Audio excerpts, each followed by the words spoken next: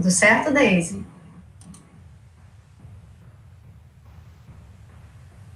Olá, boa tarde a todos.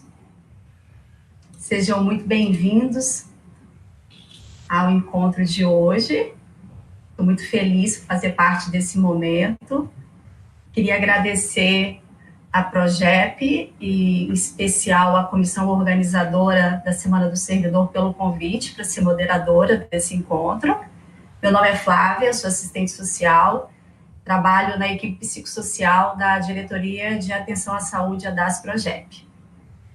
Bom, falar de um tema, qual eu sou uma grande entusiasta, tenho estudado um pouco, mas eu tenho clareza de que eu estou no início ainda de uma longa jornada, sobre dois aspectos que são muito importantes, né, autenticidade, e como que podemos ser autênticas, manifestando nossas necessidades, nossos sentimentos, né, de uma forma leve e clara, e empatia, é um tema tão comentado atualmente, numa sociedade, como diria Barack Obama, como dizia já ele, no caso, em 2016, que apresenta um déficit de empatia. E estou muito honrada, sobretudo, por atuar hoje nessa atividade com Yuri Haas e Sandra Caselato, da Sinergia Comunicativa. São nomes de grande relevância e referência na abordagem do tema. Trabalham com o CNV há mais de 10 anos, em instituições tanto públicas, privadas, em vários países, e mais de 20 anos também trabalhando com grupos, não é isso, Sandra e Yuri? Agradeço demais a presença de vocês nesse encontro, tenho certeza que vai ser uma tarde extremamente produtiva, e só para efeito de organização, nós teremos 40 minutos de fala, Sandra e Yuri, e vamos abrir 20 minutos para as perguntas. Então, quem quiser perguntar pode escrever pelo chat, que ao final a gente vai fazendo esse bate-papo. Sandra e Yuri, com vocês. Obrigada, Flávia. Obrigado, Flávia. É um prazer estar aqui com vocês. Boa tarde para você, para todo mundo que está assistindo todas a gente. E todos. A gente está acompanhando aqui também o chat do YouTube, então quem quiser escrever alguma coisa lá, depois a gente pode responder. Mas a gente, como você falou, Flávia, nós trabalhamos há mais de 20 anos com grupos, com facilitação de grupos, e nós somos casados há 21 anos. E a gente trabalha junto esse tempo todo, mais intensamente nos últimos 10 anos, especificamente com comunicação não violenta, né? Então, essa é uma prática, uma abordagem que está muito presente na nossa vida, não só na nossa vida profissional, mas na nossa vida pessoal também. Então, eu queria complementar isso.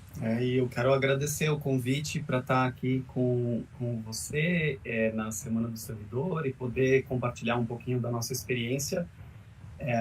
Temos realmente tido muita sorte ao longo desses últimos 10 anos de trabalhar por todo o Brasil e outros 12 países com as mais diversas esferas das sociedades, desde instâncias governamentais, organizações privadas, educacionais,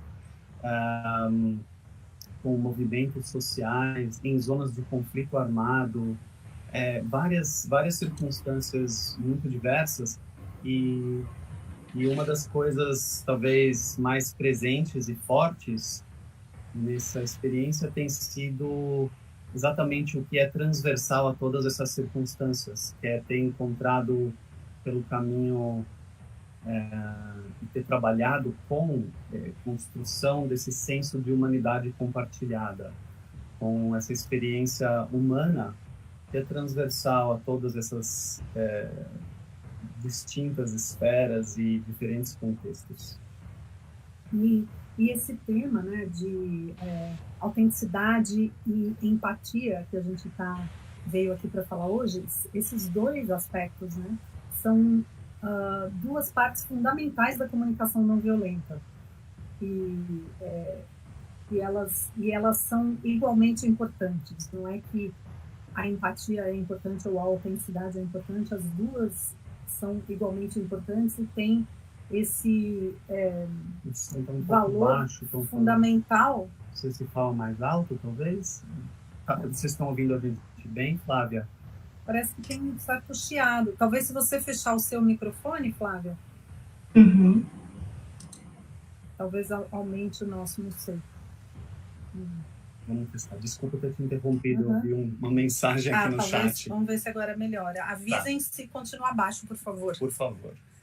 Então, o objetivo da comunicação não violenta é apoiar a gente a ter relações mais verdadeiras, né? E para isso, esses dois aspectos são igualmente importantes, tanto a empatia quanto a autenticidade.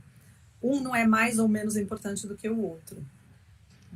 E uma das maneiras que a gente gosta de pensar nisso no nosso trabalho é que tanto a empatia quanto a expressão autêntica, eles servem de canais para poder conectar a nossa humanidade compartilhada. Isso quer dizer, esse lugar mais profundo e humano que nós temos, onde as experiências são mais semelhantes ou parecidas, ou é possível ter compreensão.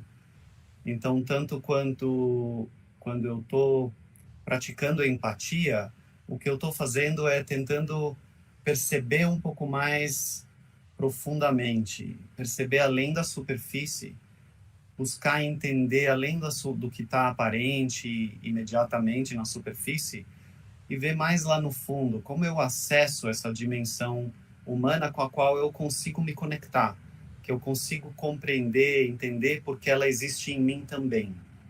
E quando eu estou praticando a expressão autêntica, de alguma forma eu também estou tentando abrir um canal de expressão de um lugar mais fundo em mim, um lugar que vai ter maior chance e possibilidade de gerar esse mesmo entendimento, já convidar esse entendimento nos outros, ou no outro com quem eu estou tentando me conectar.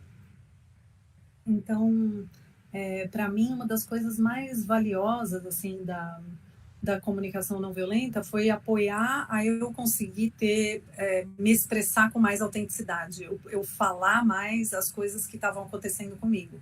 Talvez eu tenha crescido a maneira como eu fui educada ou a sociedade onde eu cresci, que eu acredito que isso acontece com muitas pessoas também.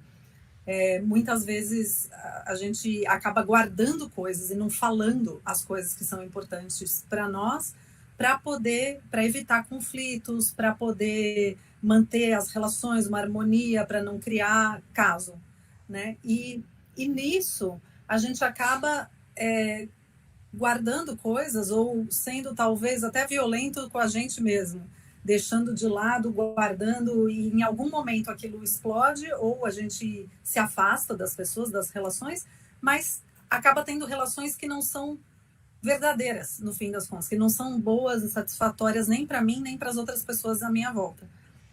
E então isso foi algo que para mim teve uma grande transformação, de eu começar a expressar mais as coisas que são importantes, ter esse papel da autenticidade, o quanto ela é valiosa para a gente se conectar de verdade, né, para ter relações melhores.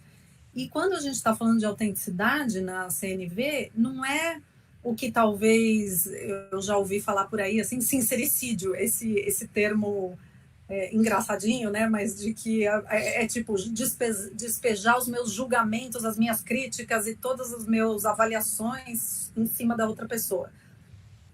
Quando a gente fala de autenticidade na comunicação não violenta, estamos falando desse lugar mais profundo que o Yuri estava dizendo, né? De eu expressar com vulnerabilidade, precisa de uma certa coragem para eu conseguir me conectar profundamente comigo mesma, com os meus sentimentos, com as minhas necessidades e expressar elas, em vez de expressar os meus julgamentos. E aí, a partir daí, eu consigo estar criando conexões, mais conexões. E, ao mesmo tempo, o que acontece muitas vezes com a questão da autenticidade, voltando a falar de mim, né, que eu estava falando da minha experiência, que eu comecei a expressar mais, de certa forma eu comecei a ter mais conflitos na minha vida, né?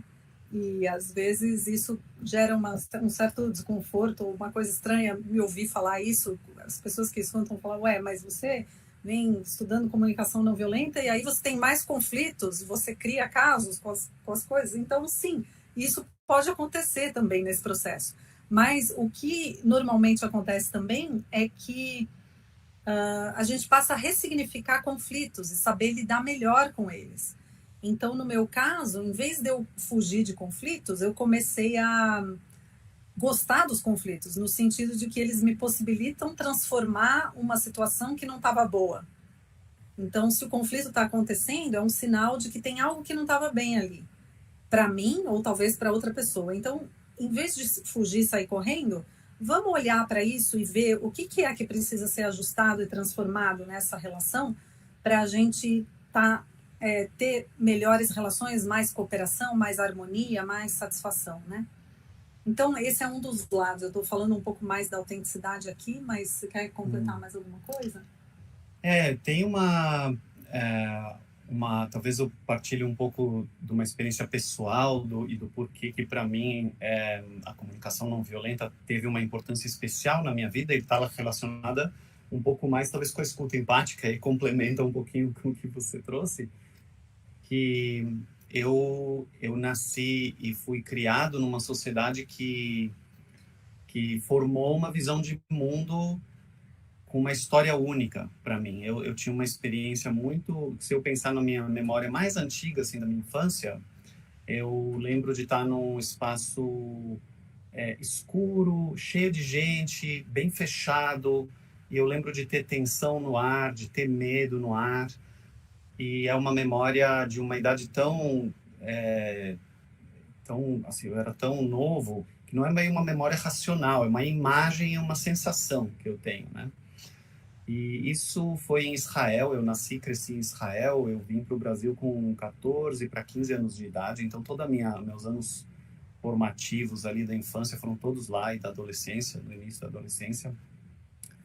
E aquela circunstância era um evento, um fato que eu estava vivendo, e que eu vivi outros fatos ao longo da minha vida. E esses fatos, eles eram conectados entre si com uma narrativa. Aquele espaço em que eu estava era um abrigo antiaéreo. É uma coisa muito comum os bairros e os prédios terem estruturas de abrigo antiaéreo para quando tem bombardeio ou alguma coisa assim. E então, aquele medo que estava já sendo incutido em mim, ele era integrado com uma narrativa de que existem um outro ou uns outros, nesse caso eram os palestinos, e que eles nos odiavam e querem nos matar, e a gente tinha que se defender para sobreviver. E essa era uma narrativa bem hermética, bem fechadinha, que eu tinha a influência na escola, nos espaços públicos, em todo lugar, assim, o senso comum contava essa história. E mais tarde na vida eu tive algumas curiosidades que eu fui investigar, e aquilo virou uma investigação acadêmica. Eu fui fazer um mestrado focando nessa questão, estudando a questão palestina. E quando eu comecei a ter acesso a fontes não redundantes, quer dizer, fontes fora da minha esfera de socialização, eu comecei a entender a história dos palestinos. Eu comecei a conhecer palestinos e ouvir eles. E nesse momento foi muito interessante, porque eu comecei a me ver refletido neles, naquilo que eles tinham passado, que o Estado, a história que eu não sabia, que o Estado onde eu nasci e foi criado, ele, para ser criado, ele foi feita uma limpeza étnica daquela região. Os palestinos foram expulsos das suas terras, a população autóctone daquela região foi toda expulsa das suas terras, e até hoje essa questão histórica não foi restaurada, não houve nenhum processo de restauração, e eles ainda estão... E eu comecei a, então, me conectar com essa história do outro. E de repente, aqueles que eram apresentados para mim como os maus, aqueles que querem me eliminar, eu comecei a entender, compreender mais profundamente o que eles tinham passado, e isso começou a me transformar. E, de alguma forma, essa experiência de uma visão mais empática é tão interessante, porque ela convida para uma transformação. Ela convida para não mais ser possível essa imagem de inimigo. e alguma coisa desloca, alguma coisa modifica e abre portas para possibilidades de não só de imaginação de um outro futuro e outras possibilidades, mas também a transformação interna, quem eu sou e o que eu quero no mundo se transforma também. Então, muito mais coisa se torna possível a partir desse lugar. Tem mais coisa para contar em torno disso, mas eu só queria tocar nesse aspecto da empatia. Uhum. E aqui a gente tocou, eu falei um pouco de autenticidade e de relações interpessoais, né? Eu com outras pessoas. O Yuri falou um pouco da empatia e das relações e dessa questão, de uma questão mais estrutural, mais social, né? De uma coisa mais...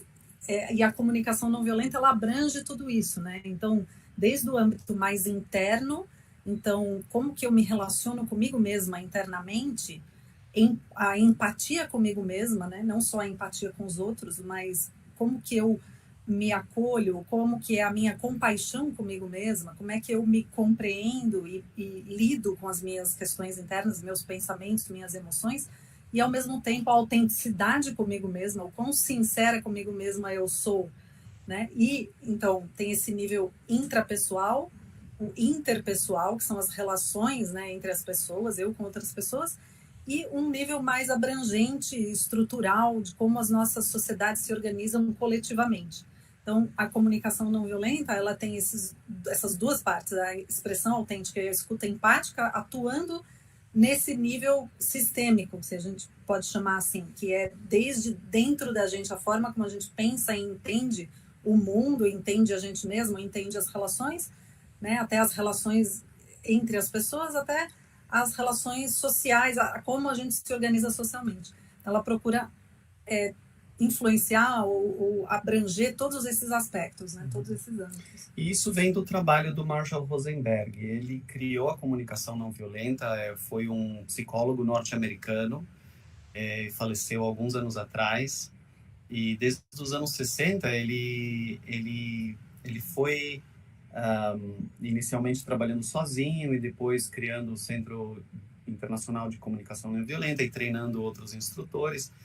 E nesse caso, é muito interessante ver que toda essa investigação, a criação da comunicação não violenta, veio de uma experiência dele, de ficar curioso dentro do contexto onde ele cresceu, que ele foi exposto à violência, ele viu violência racial no local onde ele cresceu nos Estados Unidos, ele chegou a sofrer também perseguição ou um pouco de opressão pela questão dele ter sido também judeu nos Estados Unidos. E ele cresceu com essa pergunta, o que é que leva as pessoas a acharem que violência é uma boa saída, é uma boa solução? E ele foi, então, essa foi uma pergunta de investigação ao longo da vida dele que foi contribuindo para essa formação dessa prática, que veio inspirada de várias fontes que influenciaram ele. Ele foi aluno do Carl Rogers, que criou a abordagem centrada na pessoa, uma das maiores influências na psicologia humanista no mundo, e muito do trabalho do Carl Rogers está presente na comunicação não violenta, e ele foi integrando diferentes peças, a ideia da não violência. Ele foi muito inspirado pelos líderes, pelos ícones da não violência, como Gandhi, Martin Luther King, essas filosofias de não violência, de como transformar e os sistemas, ele chamava de sistemas de dominação, e ele foi integrando isso na essência da comunicação não violenta, e isso trazendo um pouco a relação com, talvez, os ambientes organizacionais, os ambientes também do serviço público. É muito interessante enxergar essa relação, que ele falava como existem certos sistemas culturais que nos desconectam de nós mesmos e dos outros, que nos desconectam dessa humanidade. E a comunicação não violenta, o trabalho dele todo é um trabalho de relembrar, é um trabalho de reconectar as pessoas com aquilo que elas já sabem. Então tem algo muito bonito ao longo desse tempo de ver que o que a gente tem feito, na realidade, é despertar as pessoas para algo que já existe nelas. Não é exatamente algo que a gente traz de novo, mas como tem um treinamento social muito forte ao longo de uma vida para enxergar de uma certa maneira, para entender a si mesmo, aos outros de uma certa maneira, tentam um trabalho, um certo desafio de desconstruir esses hábitos, tanto de pensamento e entendimento, quanto de ação, e construir novos hábitos que criam mais conexão entre as pessoas, que permitem a autenticidade e a empatia servirem para maior conexão humana.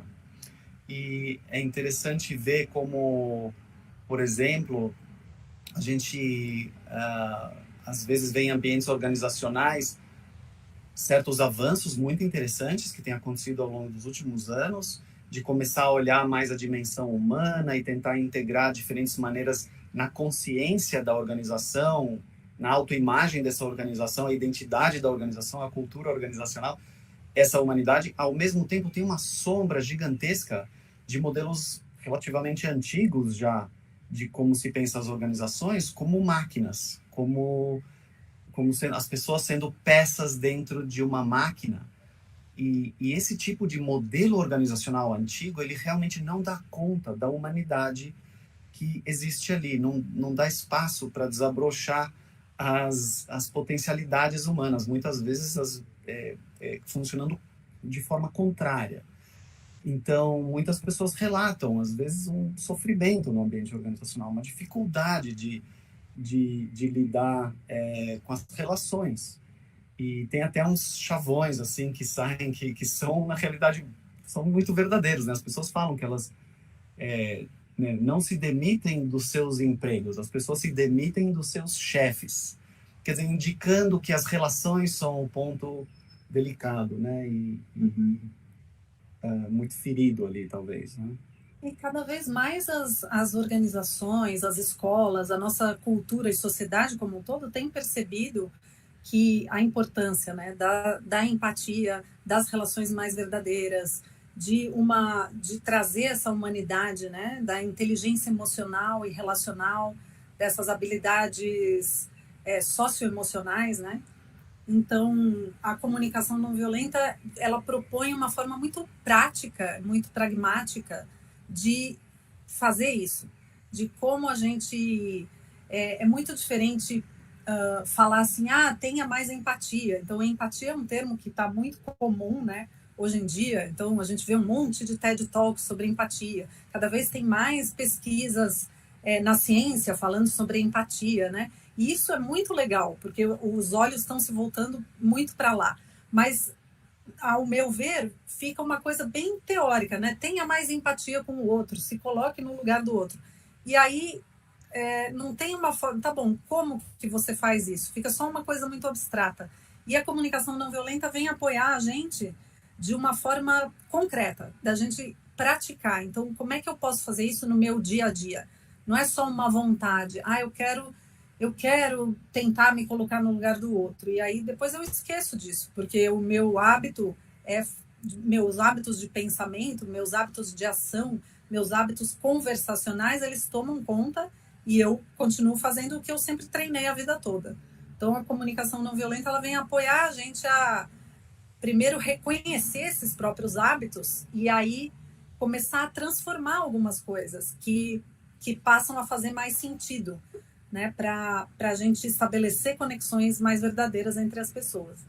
E parte do processo também é se dar conta das culturas que às vezes estão talvez um pouco invisíveis, mas ficar mais consciente delas, dessas culturas que desconectam, para perceber que eu posso talvez fazer outras escolhas. Por exemplo, a gente pode falar da cultura machista ou patriarcal, onde existe sim a desigualdade, a opressão da mulher, por exemplo, mas existe também a opressão do próprio homem, no sentido de que existem essas supressões, vamos dizer, do autoconhecimento.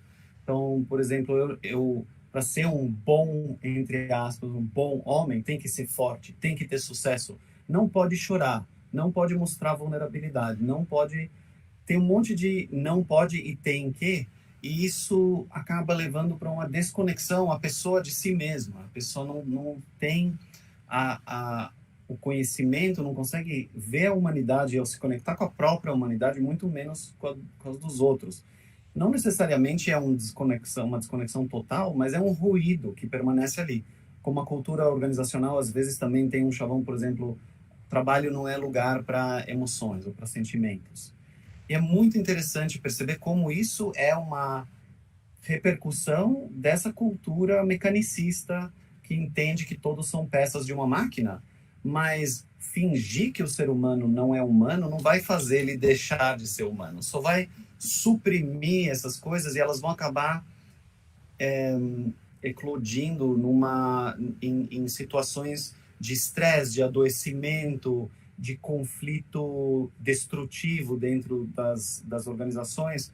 E a ideia, de alguma maneira, essa coisa que a Sandra estava falando, talvez lá no começo, que foi a sua experiência pessoal, a ideia de ressignificar conflito como algo, como uma oportunidade. O conflito é um sinal, como se fosse parte de um sistema de feedback, é um sinal que está mostrando, ó, tem algo descuidado, tem algo que está precisando de atenção.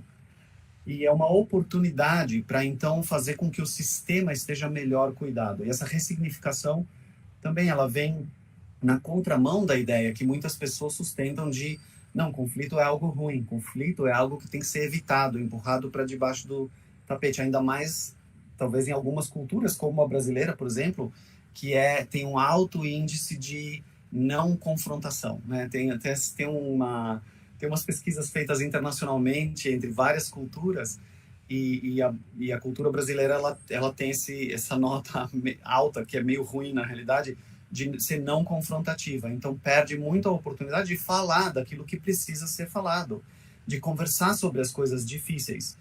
Então aqui, só concluindo essa minha fala, a comunicação não violenta com essa prática de autenticidade e empatia cria condições para se ter as conversas difíceis, cria condições para se tê-las com segurança, para se tê-las com uma intenção de transformação, de conexão, de aprendizado.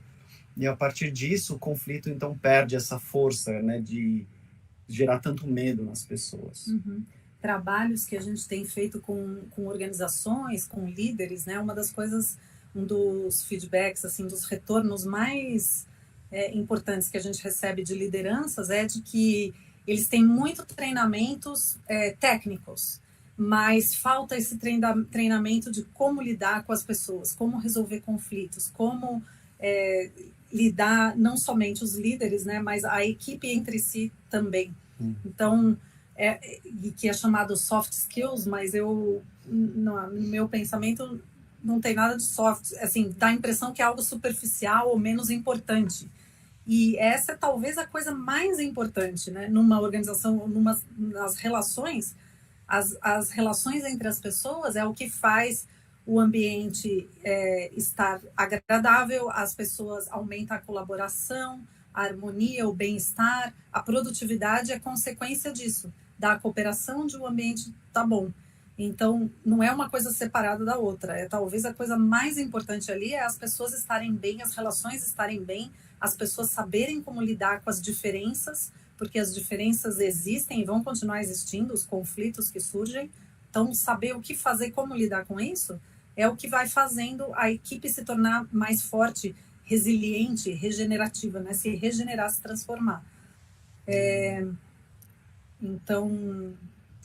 E tem também uma coisa interessante no ambiente organizacional que é o custo oculto do conflito e o custo oculto dessas culturas de desconexão, dá para dizer talvez. Tem algumas pesquisas de instituições de renome, assim, da Harvard Business School, da Stanford, da Gallup, que mostram números assustadores, assim. Então, eu lembro, por exemplo, de que no Brasil, a pessoa, em média, o funcionário em qualquer organização, na média, gasta em torno de 2 horas semanais lidando com questões em torno de conflito. Tem uma das pesquisas que se fala da incivilidade. Então, diz que as pessoas relatam a frequência da incivilidade que elas vivenciam nos ambientes organizacionais. E uma outra pesquisa fala sobre engajamento, e falam que é um número baixíssimo, em torno de uns 13%, talvez, estão ativamente engajados no trabalho, que em torno de uns 70% estão desengajados, e outra minoria ali, mais uns, em torno de 20%, estão ativamente desengajados, que significa que estão sabotando a organização. E isso não vem de uma índole, de uma má índole, exato, mas vem é a consequência de uma cultura que não está atenta a acolher a humanidade que está ali. E uma das coisas bacanas é que tem algo do pragmatismo da comunicação não violenta e da possibilidade de criar práticas que vão formando uma nova cultura que é possível devagarzinho ir integrando no ambiente organizacional e ir criando uma outra qualidade de relação, uma outra cultura relacional que permite as pessoas não terem mais aquela dupla persona, né? Eu sou uma pessoa no trabalho, sou uma outra pessoa na minha vida. E isso em si, eu fico achando que talvez tenha um sofrimento nisso. Eu não posso ser eu no ambiente.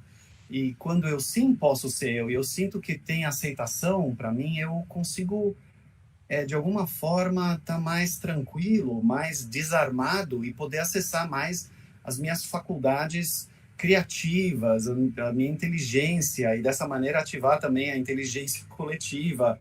E a organização consegue atingir melhor a missão para a qual ela está. Ela foi desenhada, ela foi criada.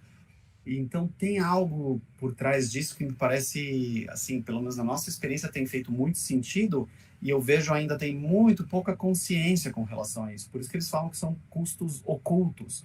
A perda financeira e a perda na produção de qualquer organização são muito grandes por causa dessas culturas de desconexão. E a gente está falando aqui bastante de ambiente organizacional, né? Mas também a comunicação não violenta, ela é aplicada, assim, estudada e experimentada no mundo inteiro em diversas áreas, desde psicoterapia, escolas, né, educação de filhos, relações de casais, relações interpessoais em geral, em ambientes organizacionais, ONGs, empresas, até em mediação de conflitos e até conflitos internacionais, né? Então, é também uma abordagem bem abrangente. E tudo isso que a gente estava falando aqui, que é a questão das relações humanas, né? Então, onde tem relações humanas, essa questão humana é muito importante, né? A comunicação não violenta pode apoiar essa questão de fortalecer a empatia, fortalecer a autenticidade nas relações, faz com que as relações se tornem mais fortes.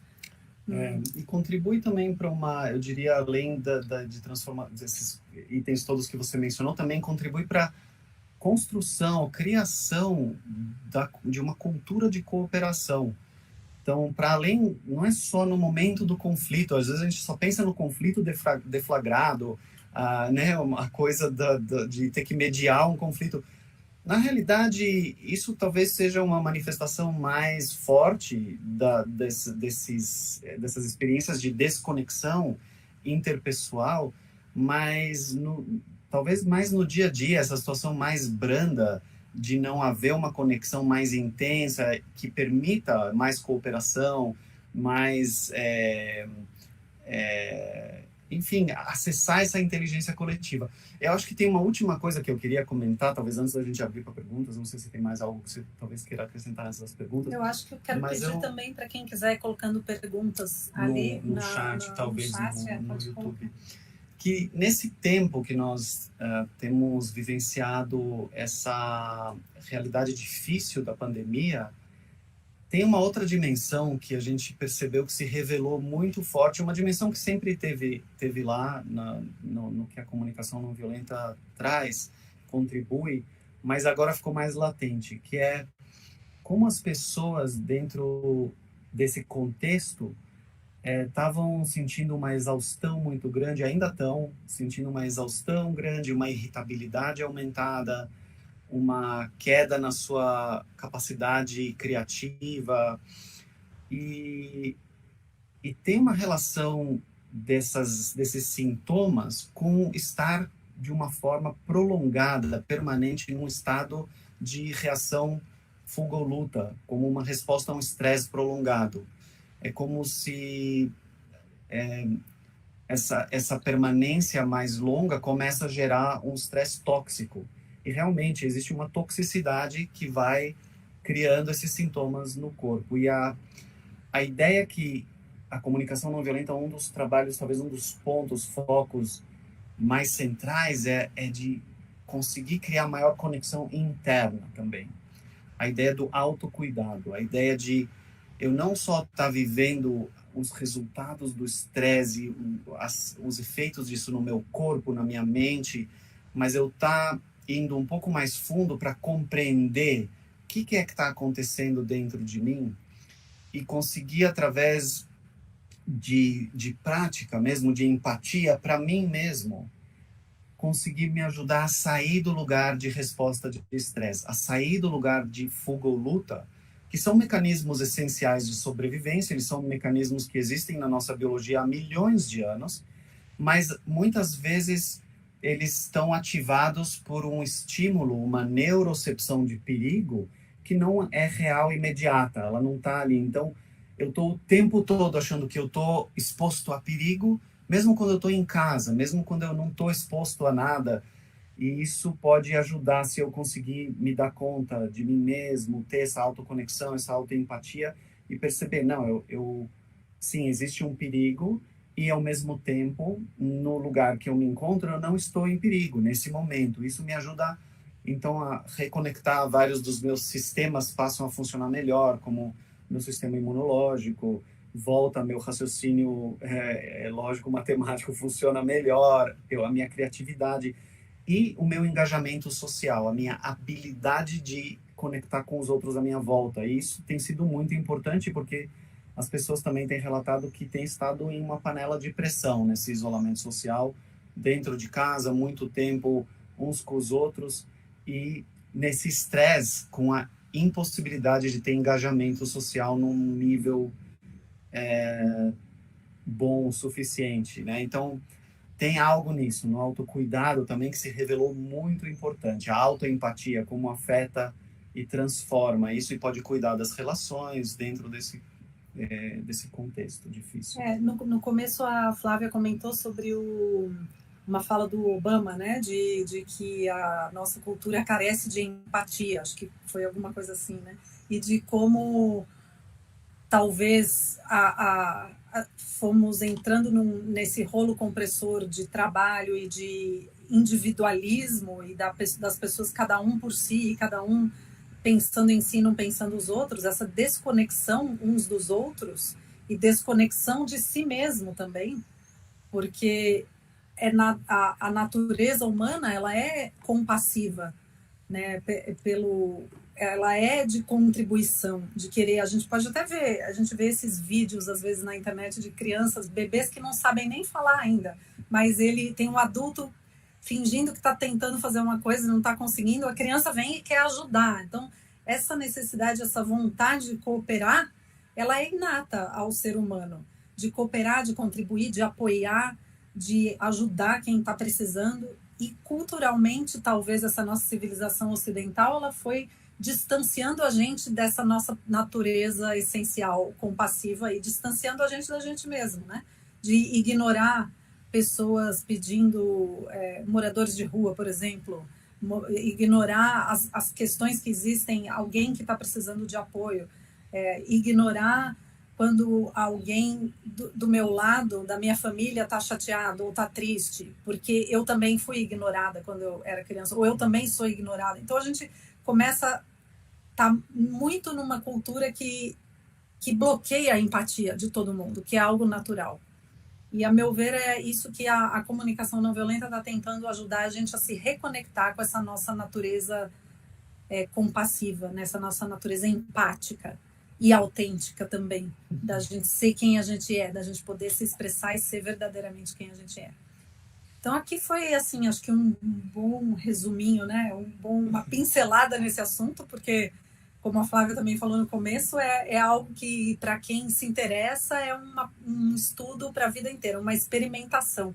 É um processo muito prático e vivencial, né? Não é uma teoria que eu li um livro, agora eu já sei. É algo que só faz sentido na vivência. E conforme quanto mais eu vou vivendo e experimentando, eu vou aprendendo coisas novas e descobrindo. Então, o aprendizado, ele é uma caminhada para a vida toda, né? Para quem... Né? Vamos talvez abrir para as perguntas? Eu vi que tem várias pessoas escrevendo coisas ali. É muito legais os comentários. Que maravilha ouvi-los. Muito bom. Vocês querem ler? Vocês querem que eu leia os comentários no chat? Eu tenho uma questão depois. Eu posso... Tá, você quer ler? Posso lendo, então. Então, a Luciana disse que é muito comum as pessoas considerarem os momentos ruins ou o sofrimento como determinantes para o bem ou para o sucesso. Como se os momentos bons e a atenção carinhosa recebida tenha bem menos importância. A Vanessa traz uma outra questão, que essa ressignificação do conflito como oportunidade de crescimento é muito importante e necessária para a construção de relações e ambientes mais saudáveis e harmoniosos para cada um. E ela complementa dizendo que a cultura da cooperação é fundamental, porque a falta dela é promotora do adoecimento. E eu tenho uma questão, só reforçando aqui, a Progep pediu para que as pessoas registrem a presença, por favor, tem um link disponível no chat. E a minha questão, acho que as pessoas podem se manifestando, por favor,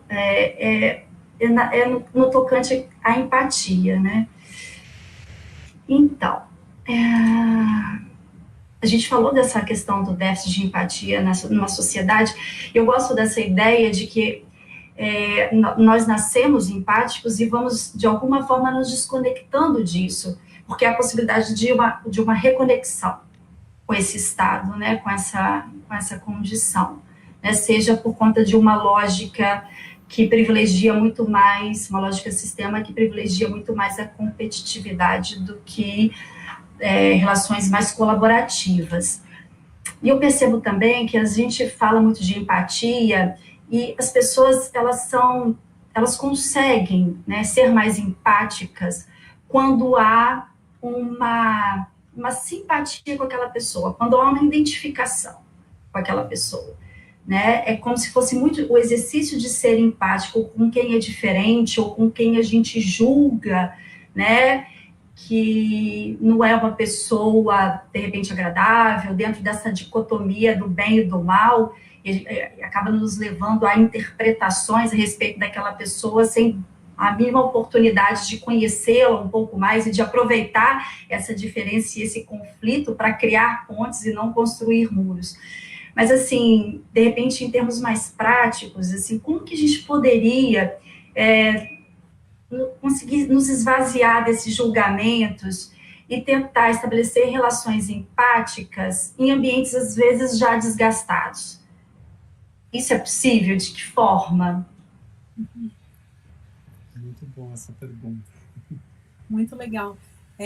Eu gosto muito de pensar que o que me ajuda a desenvolver a empatia, né? Uma das coisas que eu acho que é o mais importante e que dá esperança é que empatia é algo que a gente pode desenvolver e aprender.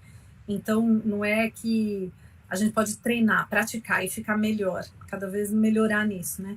Então, a cultura onde a gente está, ela, como você falou, ela favorece muito a competitividade, né? A gente está como que aprendendo a jogar tênis aqui na nossa cultura. Eu gosto muito de trazer esse texto do Rubem Alves, que ele fala que as relações são jogo de tênis ou jogo de frescobol. Ele está falando de relações entre casais, mas pode ser para qualquer relação, né? No jogo de tênis é um jogo de competição.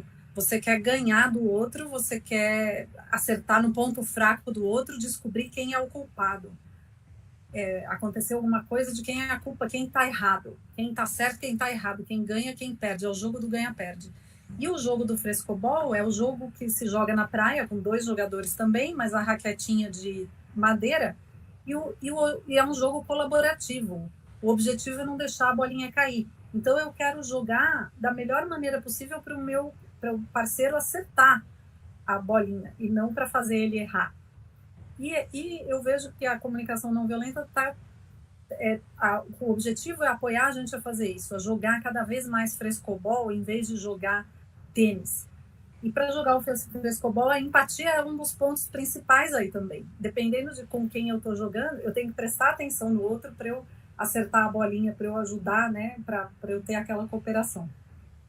Agora, voltando ao que você tinha falado sobre a questão da simpatia e da empatia, dessa tendência a ter mais empatia com quem a gente se identifica, com quem é mais próximo de mim, com quem eu consigo compreender melhor aquelas pessoas com quem eu simpatizo. E esse é também, então, um dos exercícios fundamentais, né? De eu começar a ampliar esse meu leque empático, ou a minha capacidade empática, ou de compassiva, de compaixão, né? Para conseguir enxergar a humanidade até daquelas pessoas com quem eu discordo completamente. E talvez esse é um dos pontos mais legais que a gente, com a comunicação não violenta, começa a praticar e descobrir que eu posso compreender completamente uma pessoa, algo que levou uma pessoa a fazer algo, e ao mesmo tempo discordar. Eu posso compreender e ter empatia, e ao mesmo tempo discordar, intervir, querer transformar, interromper.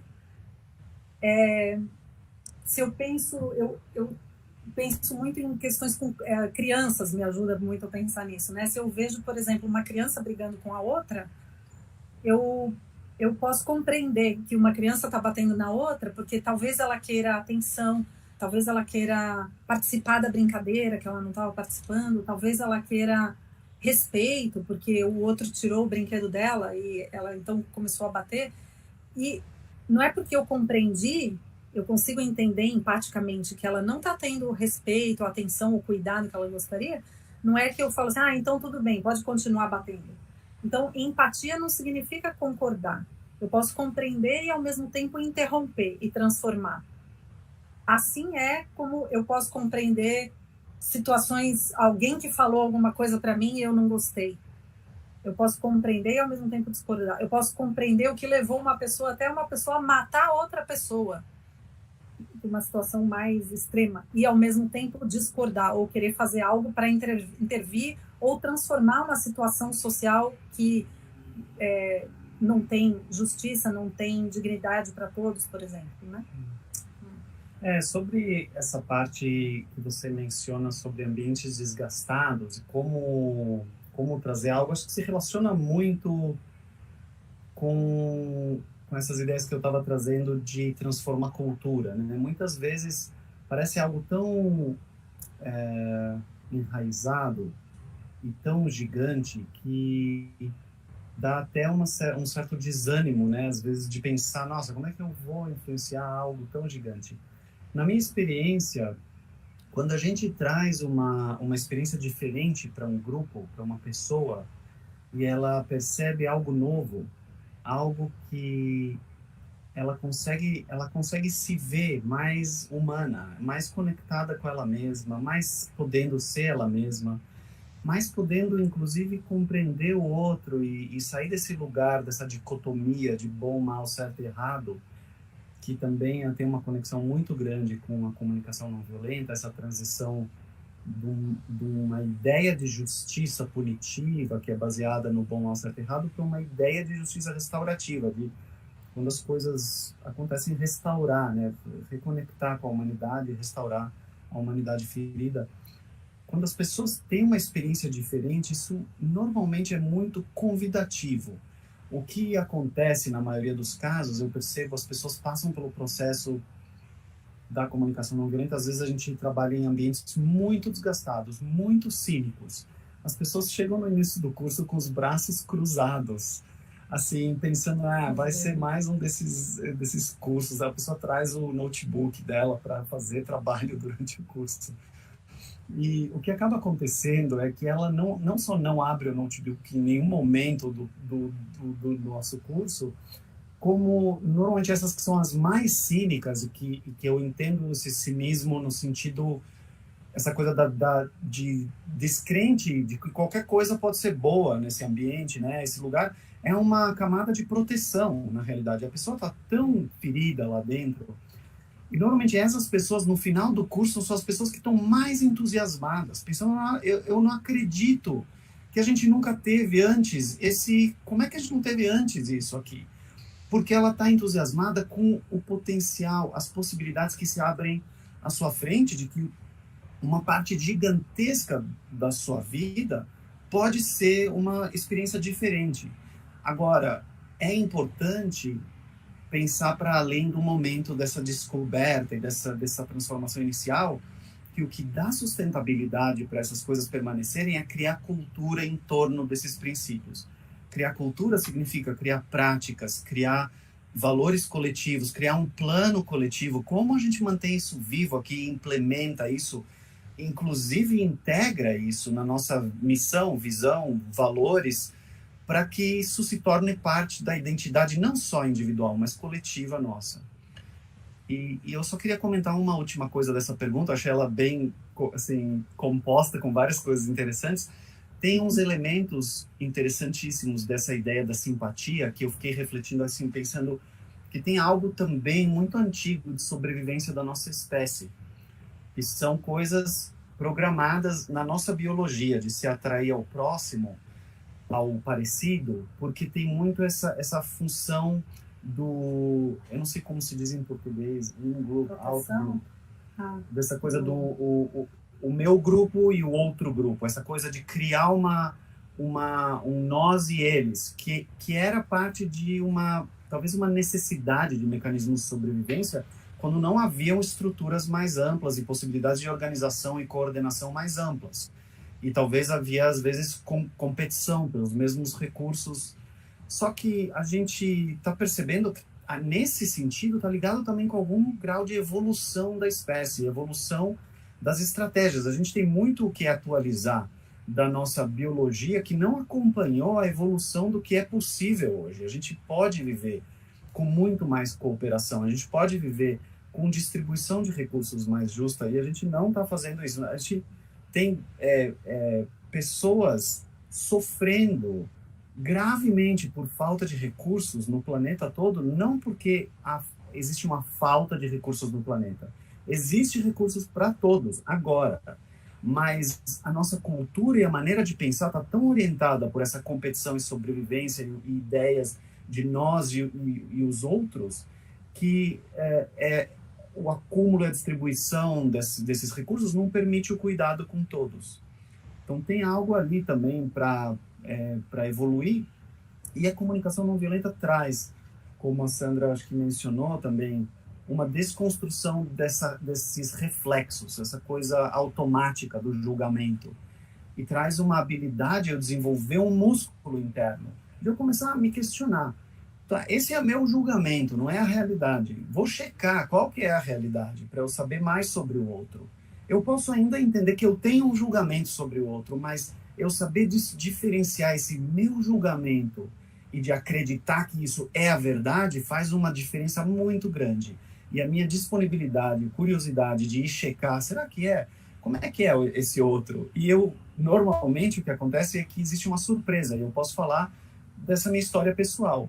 Para mim foi muito surpreendente, e eu diria profundamente transformador de quem eu sou hoje, quando eu me aproximei esse outro abstrato, né, os palestinos, e comecei a conhecer palestinos, e me tornei amigo e colega de vários ao longo de muitos anos hoje, e eu entendi que as histórias que eu tinha na minha cabeça, as crenças, elas eram totalmente desconectadas do que é de fato a realidade, e essa realidade me transformou. Então, tem algo muito potente nisso também, né, nessa prática. Ótimo. Nós temos ainda algumas questões aqui no chat, eu acho que eu vou tentar trazê-las em bloco, porque a gente já está com o nosso tempo bem próximo do fim, infelizmente. Acho que ficaríamos aqui o dia inteiro conversando sobre isso. Mas vamos lá. A Bia, ela traz a seguinte questão, né? A empatia que dá um encontro entre a CNV e a ACP. A ACP, acho que é abordagem centrada na pessoa, né, Bia? E vocês querem responder cada pergunta individualmente ou posso trazê-las em bloco de alguma forma que vocês pudessem complementá-las? Talvez em bloco, porque só para falar entre a ACP e a CNV já posso falar mais 2 horas só sobre isso. Agora... Então, a Gláucia, ela agradece, né, assim como várias outras pessoas, outros participantes, né, têm manifestado a gratidão por esse momento. A questão dela é a seguinte: como os engajados podem dizer aos desengajados que estão sobrecarregados de um trabalho que é do outro também? E mais uma questão que foi o Pablo: empatia seria abrir espaço para se colocar no lugar do outro, mas não sendo eu, mas sendo o outro, é isso? E ficou uma questão da Elba aqui: quando sentimos que alguém pode não ter empatia por nós, como agir com esta pessoa? E a Minês, desculpa, é a última.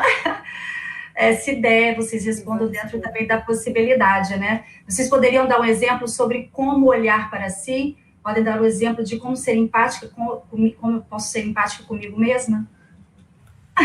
Legal, tem bastante coisa. Vamos ter mais uma meia hora? A gente precisa de alguns dias, né? Meia hora ou... Mas vamos lá. Vamos lá, vamos ver o que dá para a gente... sobre a ACP e a comunicação não violenta, eu vou falar 2 frases. O Marshall Rosenberg, ele foi aluno do Carl Rogers, né? Então, como o Yuri falou no começo, ele muito do que tem na comunicação não violenta tem na abordagem centrada na pessoa. Mas o Marshall, ao meu ver, ele estruturou de uma forma mais organizada as coisas que estão... tudo que está aqui está lá na ACP. E ele acrescentou algumas coisas que na ACP não são muito claras, como, por exemplo, o Rogers, ele falava de necessidades, mas ele não trazia tão claramente como o Marshall traz na comunicação não violenta, o conceito de necessidades humanas universais, como algo que nos conecta a todos enquanto seres humanos, ou valores humanos universais. E os sentimentos, então, tanto as necessidades quanto os sentimentos, é algo que conecta toda a humanidade, todos os seres humanos. Além das nossas diferenças, todos nós temos algo em comum, que são os nossos sentimentos e as nossas necessidades. E com isso já dá para conectar com as perguntas sobre empatia. Quer falar um pouco mais sobre empatia? Eu diria para o Paulo que abrir espaço para se colocar no lugar do outro é uma maneira... É uma maneira de se trabalhar isso, exatamente nesse sentido de ainda mantendo a ideia de que eu não sou o outro, mas eu estou me conectando, bem com o que a Sandra falou, eu estou me conectando com uma vivência que eu estou entendendo que o outro está tendo, que eu consigo reconhecer em mim também, porque ela está nesse nível mais profundo de necessidades humanas universais, e que é uma linguagem para se falar dessa experiência humana comum. Então, sim, está muito conectado com isso. E aí, então, não é exatamente...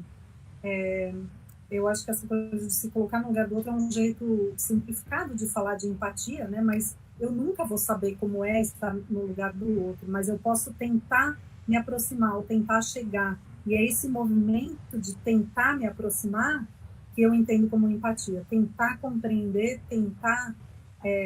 mas a importância também de checar com o outro se é isso mesmo ou não, porque eu posso estar viajando na minha cabeça que eu sei o que o outro está passando e eu não, na verdade eu nunca vou saber, porque cada experiência é única para cada um, então é um movimento de buscar me conectar e buscar compreender.